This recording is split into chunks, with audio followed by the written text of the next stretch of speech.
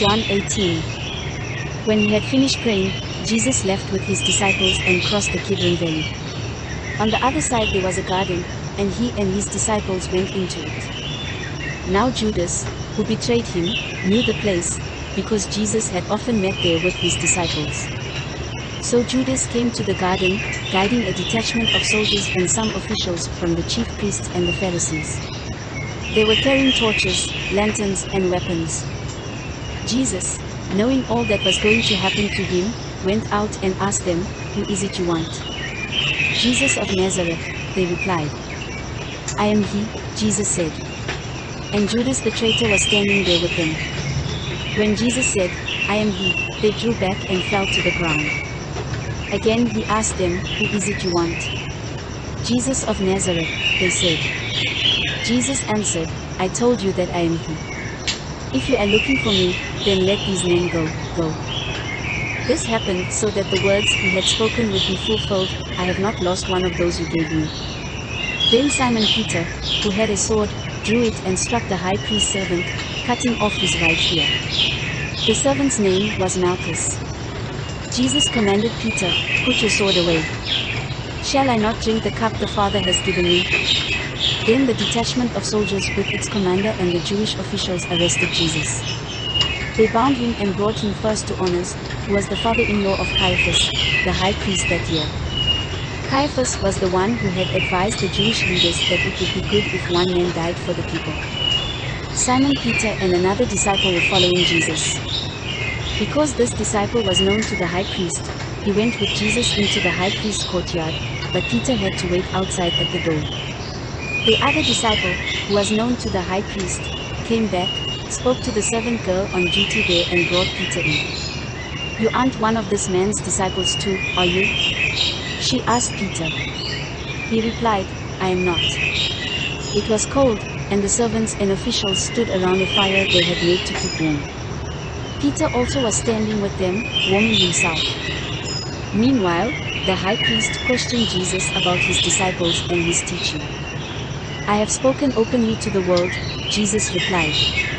"I always taught in synagogues or at the temple, where all the Jews come together. I said nothing in secret. Why question me? Ask those who heard me. Surely they know what I said." When Jesus said this, one of the officials nearby slapped him in the face. "Is this the way you answer the high priest?" he demanded. "If I said something wrong," Jesus replied, "testify as to what is wrong. But if I spoke the truth, why did you strike me?" Then Annas sent him bound to Caiaphas the high priest. Meanwhile, Simon Peter was still standing there warming himself. So they asked him, "You aren't one of his disciples too, are you?" He denied it, saying, "I am not." One of the high priest's servants, a relative of the man whose ear Peter had cut off, challenged him, "Didn't I see you with him in the garden?" Again Peter denied it, and at that moment a rooster began to crow. Then the Jewish leaders took Jesus from Caiaphas to the palace of the Roman governor. By now it was early morning, and to avoid ceremonial uncleanness they did not enter the palace, because they wanted to be able to eat the Passover. So Pilate came out to them and asked, "What charges are you bringing against this man?"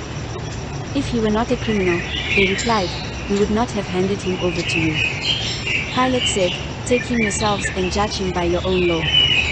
"But we have no right to execute anyone," they objected. This took place to fulfill what Jesus had said about the kind of death he was going to die. Pilate then went back inside the palace, summoned Jesus and asked him, "Are you the king of the Jews?"